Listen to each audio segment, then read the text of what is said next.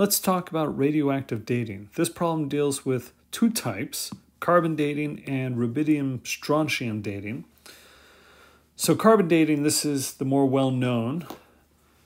You may already realize this, but our atmosphere has several forms of carbon. One of them, which is the most prevalent, is C12, and it's very stable. There's another one, which is very rare. It's C14, and C14 is unstable. It's radioactive. And in fact, it undergoes beta minus decay, as shown right here. It turns into nitrogen. Anyway, it turns out C14 is produced at a roughly constant rate by cosmic rays striking the atmosphere. And then once it's formed, it often bonds with oxygen and becomes carbon dioxide, or perhaps it could become methane. I don't know all the things that it can get into, but the point is it's in the atmosphere, and so living things are breathing it in. And as such, living organisms are going to have C14 in them. But of course, it's just going to be a tiny amount. Most of it's going to be C12. But they're going to be breathing it in. That roughly means the ratio in their bodies is going to be the same as what it is in the atmosphere until they die. Once they die, of course, they stop breathing. So they stop bringing in the new carbon-14. They stop replenishing, I should say, the carbon-14 in their system. So once they die, the C14 that they have, that's it. And so it's going to start decaying. And what you can do is you can find some kind of sample. Maybe you found some piece of tissue, or a bone is more likely. You found some bone and some site, and you want to date it. So what you do is you look at the decay rate. You measure the decay rate, and it turns out basically from that, and you need to know, say, how much carbon is actually in the bone, but based on that, you can determine how old, roughly speaking, the bone is. Now, I'm simplifying the overall process. There's a lot of other stuff that you have to do this measurement properly. You have to calibrate. There's some calibration techniques that you need to go through, and I'm just glossing over that. But this is the basic idea.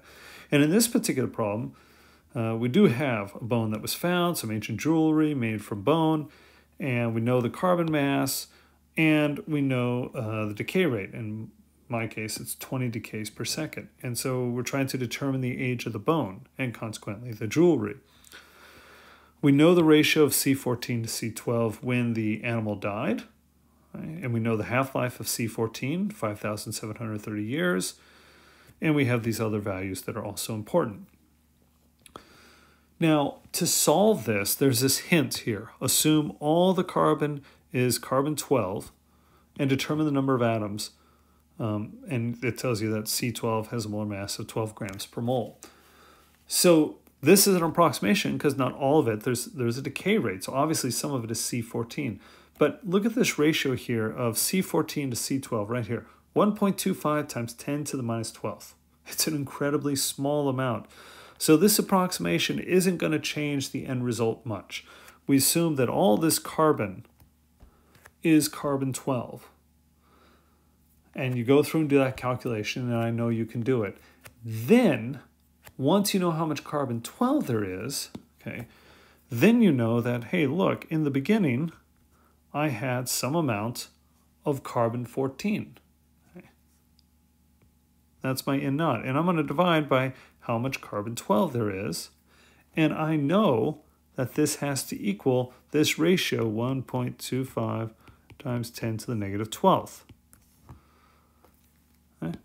You know that, and so since you've calculated this, you can determine roughly, and it turns out to be pretty accurate, you can determine how much C14 was present when the organism died. So whatever it was that this bone came from, whatever animal. Okay. And then from there, you can solve the rest of this problem because now you know the original amount and you know the half-life, and with that information, you can, and you know the decay rate, right? Yeah, you know the decay rate. The present decay rate, I should mention. This is not the initial decay rate. This is the present decay rate. But from all this information, you can figure out how old that bone is, or more precisely, roughly when the animal died, how long ago. Now, as for the Rubidium Strontium, okay, so this one is a little different. So Rubidium 87 has a very long half-life. So we use this to measure things that are very old. And it turns out that rubidium also undergoes beta-minus decay into strontium 87. And it also turns out that this is just about the only way to make strontium 87, at least naturally, is from this decay. And so, as a result, when we look at, say, some rock or something, and we see strontium in it, we know it came from rubidium. Okay? Now, the overall analysis that geologists have to go through is quite complex. We're keeping it simple here for this problem. But by taking careful measurements of the rubidium and the strontium that are in a sample, you can determine how old that sample is. In this particular problem, the assumption here that we're making is that there is no strontium 87 in the rock when it was formed. Now, that's a big assumption, but we're making it to simplify so we can go through and do the problem. But it's important to realize what this means. Okay. Originally, so our N naught, that's how much rubidium we have to start with. You know, we have some number of rubidium atoms. Okay. But they're going to turn, some of them are going to turn into strontium atoms. So there's going to be some number of strontium atoms. And, of course, there's still going to be in the number of rubidium atoms that have not yet decayed.